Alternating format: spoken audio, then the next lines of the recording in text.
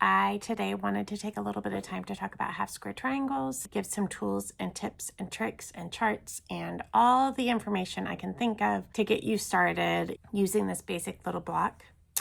The half square triangle looks like this. It is a square that half of it is a triangle. You have two triangles within the square.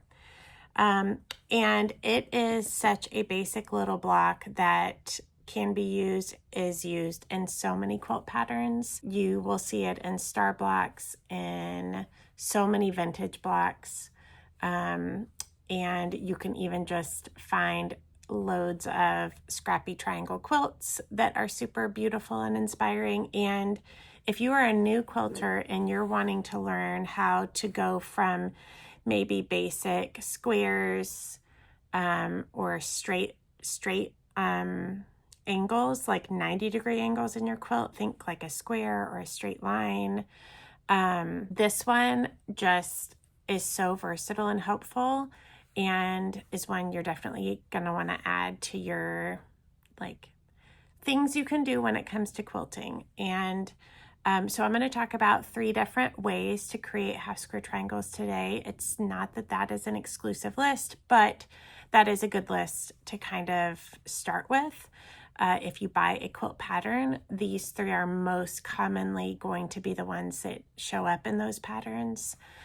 If you Google it, you will find all sorts of amazing, creative, even crazy ways of creating half square triangles that I think are great. But most often these 3 methods are going to be the ones that you'll want to be familiar with. There is the 2 at a time method, the 4 at a time method, and the 8 at a time method. And I'm going to show you why I like and prefer each of them for different times, and then maybe some drawbacks that they each have. And I'm also going to show you how to use special tools and how to use tools that hopefully you already have in your basic quilting toolkit that don't require anything additional and special about them. So we're going to cover it all today, and I can't wait to see how you create some really fun half square triangle quilts. The last thing I just remembered that I should mention is at the end, I talk about there's a chart that I have made for you to have to download. So if you have a certain size you're wanting to make, that will be available as well, but more on that at the end. So let's get started. Okay, first up, let's start with the 2 at a time method that usually begins with 2 kind of smaller squares. These are each 5-inch squares, and what they're going to do is create 2 half square triangle units that look something kind of like this. So this method is really great if you need a smaller number, and I'm going to show you a couple of ways of marking these lines. First up, you can use like a standard ruler and marking pen to mark them.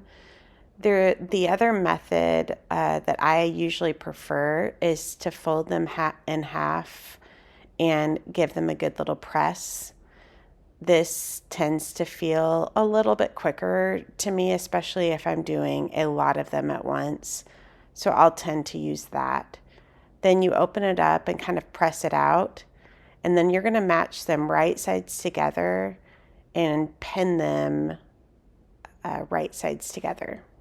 When I'm pinning, I like to put them on the outsides away from that line so that when I go to sew, they don't get in the way. So now what I'm going to do is take it over to the machine and sew 1/4 inch away from that pressed line.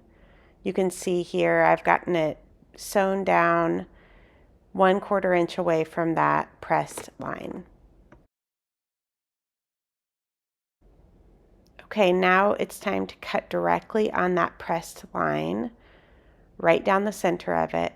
And when you do that, you'll open them up and find that you have 2 half square triangle units that are ready for pressing and trimming, which I'm going to do kind of at the end of the whole process.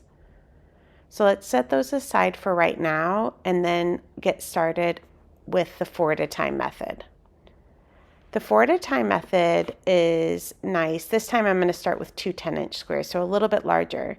The 4 at a time method though is really nice because this process doesn't involve marking at all. You just put your units right sides together. You're going to pin them together, and then you're simply going to sew a 1/4 inch away from all sides of the square.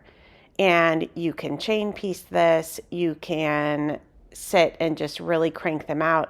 It's a lot quicker taking out that marking step. So sew a square around that one, and I'll take you to my machine so you can see how I do it. Okay, here I'm sewing a 1/4 inch away from the edge, and I'm coming near to the end.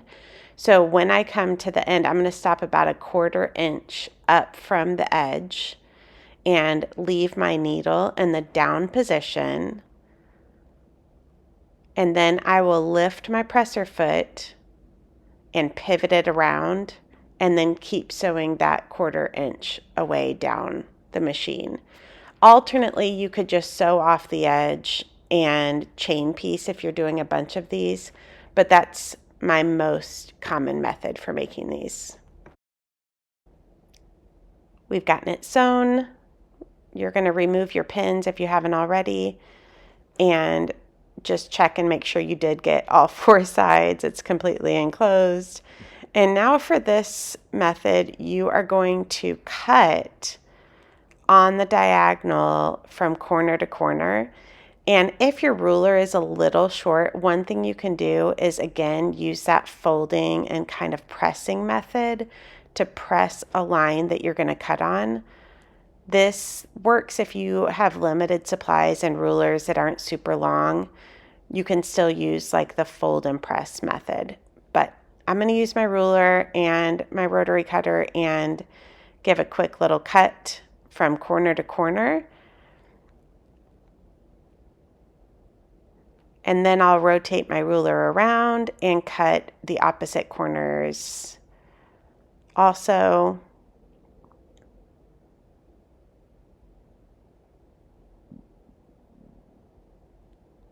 And now you have 4 half square triangles that also need pressing and trimming. Okay, now for the last method, the 8 at a time method. Again, I'm using 2 10-inch squares, and this time I'm going to need to mark again, and I'm going to show you marking with the pen because I just want you to be able to see both methods. It's nothing super fancy, but you'll just take a pen, a pencil. These lines are going to get cut later, so it's not a huge deal what you use here. Something on the lighter side, though, is probably a good idea. And you're going to mark that diagonal and then turn it and mark the opposite diagonal also. So it's like the 2 at a time method, but you do it twice. So you're going to mark both diagonals, and then you're going to take your blocks and pin them right sides together. So the cream block didn't have a right side until I drew those lines. Now the lines are the wrong side because you have to see them to be able to actually sew it. So we're going to pin those together. Again, pinning out of the way of those lines, and this time you're going to sew a 1/4 inch away from the diagonals, but do it 2 times. So just like the 2 at a time method, do it once and then do the opposite corner as well. And the magic with this one kind of comes when you do the cutting. Okay, so I've sewn those lines. They are a little hard to see here. I wish I'd used like a darker thread to be able to show you, but I've sewn a 1/4 inch away from both sides of those drawn lines on both diagonals. You can see it a little bit here, but it's kind of hard to see. Okay, so what I'm going to do now is start with the cutting part. And the cuts here are a little bit more complicated because you're not going to cut just on the drawn lines. You also have to cut up and down vertically and horizontally going through that center point. So what I like to do is use the bottom edge and my ruler lines to line up with the center and the top and bottom edges to make sure I'm not getting wonky going through the middle. So cut it through the middle and then turn it and cut it. Do the same thing, but do the horizontal cut. And again, where I cut, I'm using my ruler line to make sure I'm all lined up.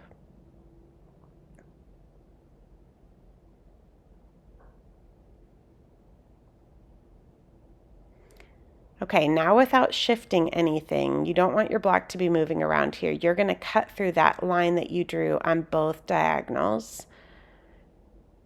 And I always like to go a little bit slower than what my impulse is to just make sure I'm being careful with these, because it's kind of annoying if you mess up. And now you have 8 half square triangle units that again still need pressing and trimming, but we have 8 units that we'll be able to play with here in a minute.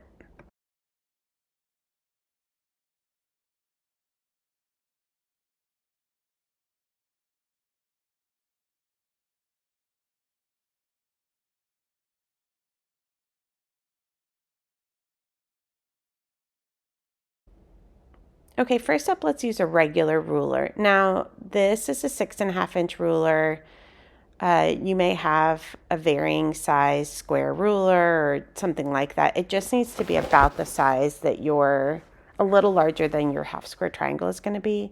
So I'm making a 4.5-inch, and I'm going to use some washi tape to measure the diagonal from the 4.5-inch point on the edges from corner to corner.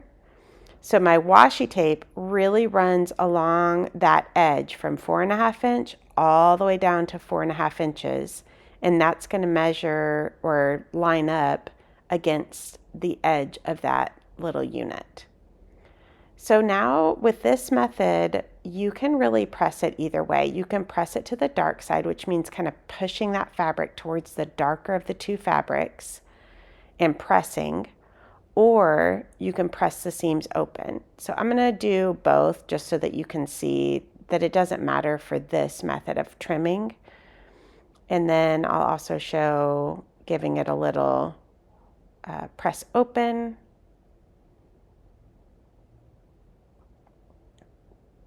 Those seams are going to lay a little bit flatter, and either method works for this way of trimming. Okay, let's start with trimming this one that's pressed to the side. So you are going to line up the washi tape. Let me zoom in here. You're going to line up that washi tape right up against the edge of that seam that you sewed, the diagonal. You're going to line it up there. And this is where you'll start trimming. So you're going to trim it to 4.5 inches by lining it up here, go across the top and then across that right side. This cut can be a little tricky if you're not comfortable coming back towards yourself. So that side is trimmed, but now we have to trim the other side. And here, in addition to using that washi tape, we want to check that 4.5-inch mark on your ruler also, like on the inside of the ruler, to make sure your square is actually squaring up to 4.5 inches. So you've got your diagonal you're looking at, as well as that 4.5-inch mark. You could mark that with washi tape as well. I tend to just give it a quick glance, make sure it's working out. So I'm going to show you with the half square triangle where the seam is pressed open as well. I will say, to be really honest, it's no different. It's just that depending on your method, it'll give you a chance to see the process once more, but it is really the same. The reason I like this method is that it doesn't require any special tools, but I also, in doing this, realized how much I really love my special tools for trimming these, because usually if you're making them, you need a lot of them in a quilt. Like, a quilt rarely has just a couple of half square triangles. It's usually a lot. And the special tool I use, I don't know. I really, really love it. So you have to find the method that works for you in all the ways, your budget, your comfort, all of it. Okay, there's one more way that you can make these half square triangles with a regular old ruler and your washi tape without having them pressed open to begin with. So this method lines up the closed unit and the seam that you sewed. So I usually put it to the dark side. And I just like to bump my washi tape up just a smidge. I mean, the tiniest bit above my sewn line to account for the room it needs to press it open or to the dark side. That little bit of extra room, actually, it's still fabric. So I like to bump it up a little bit, and you still have to sew off those little corners. We call them dog ears, but you'll still need to cut those off. And now you can press whichever way you want. Next step is my favorite method, using a block lock ruler and a rotating cutting mat. Now for this method, you do have to press there. It only works if you press your half square triangle unit to the dark side. It really has to be pressed to the side because it needs that thickness in the seam. You can see, like, when you push it, it needs that little bump in the fabric to kind of lock onto, and pressing it to the side produces a little bit more bulk on one side, which allows the ruler to do its work. So this ruler kind of locks in place along the seam, so you're not going to slip when you're trying to line up the diagonal. I also have a 6.5 inch block lock, which if you're going to buy one, they're expensive. Maybe go with the larger one because you can do up to 6.5 inches. So this is a 4.5 inch. I'm going to use this one because that's the size that I have, but you could also make 4.5 inches on your 6.5 inch. So either one works.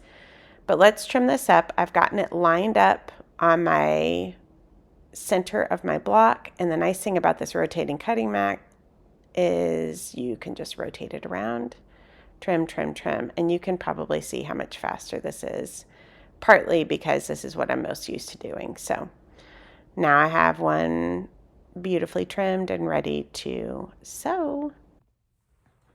Okay, so let's talk about pros and cons of each of these methods, because there are times that you're going to want to use one of these methods for the quilts you're making, and you may prefer it and you may find some drawbacks to it. So I just wanted to take a few minutes to kind of explore that. So the 2 at a time method is nice if you're not working in a big quantity of a combination. So let's say the quilt you're working on only needs 2 of this combination and not 8. Well, obviously that would be better to use this method. Also, I have found, for whatever reason, the 2 at a time method can be a little bit more accurate. And so that's kind of nice when it comes to trimming and just getting your quilt to be more, your points to match and all of those things. I have found the 2 at a time method can be a little bit more accurate to start with. Now, the drawback I find is that if you are making a lot of these, you do have to chain in between pieces more. So let's say you're going to use this method to still make 8. You have to chain piece 4 of these blocks to create that. And my machine, for whatever reason, can be a little bit persnickety when it comes to chain piecing. It can, the thread can break. It can just, I don't know. It just doesn't work the way that I've had prior machines chain piece. So it could be that chain piecing is a little bit more tedious and annoying. So you're also having to mark more squares. It's the same number of, same distance of lines, but you just have to mark more. So There may be a reason you want to use this. There may be reasons you'd prefer not to, but that's the 2 at a time. The 4 at a time method creates half square triangles without any of the marking to begin with, but they are all the sides of the square are now on the bias, which means they have a natural built-in stretch to them. So these you're going to want to work really carefully with when it comes to trimming and pressing. You don't want to tug and pull because you can misshapen these blocks pretty easily. They also result, especially if you're working in prints, the prints will then be on the diagonal instead of on, you know, like running up and down one way or side to side. They're going to be like on the diagonal because of how you cut those squares. So that also may be a drawback, but I tell you what, they're fast. And if you need 4 instead of 8, this could be the way you want to go. I tend to, if I need 4 instead of 8, just double up this. That's my preference. But I will say lots of people use this and really love it. And I definitely think it's a tool in your quilting toolkit to have and enjoy. Okay, the 8 at a time method is best for cranking out a million half square triangles. So a lot of my quilt patterns like Ramona that are half square triangle heavy, they're going to utilize this method because of how many you have to make. It's just nice how quick and efficient it is. The drawback is, of course, if you don't need that many, it can be a little faster, but you may create more waste. If the number of half square triangles you need isn't a multiple of 8, then you may want to get up to 8 and then do the rest in the 2 at a time method if you're just designing your own. Or what I've gotten to where I like to do is just, I have a pile of half square triangle, like little orphan blocks that I'm saving, and I have dreams of creating like a super fun, scrappy half square triangle quilt with all of those. So there's never any real waste in quilting, but you know, that's up to you how much you utilize those little bits left over. So lots of reasons to love this little block. There are so many countless ways you can use a half square triangle in quilting, from stars to a bear paw to just a really classic triangle quilt. I think they are one of the most, if you're just starting quilting, they are like leveling up from like maybe a basic 9 patch that you might see in an iris chain.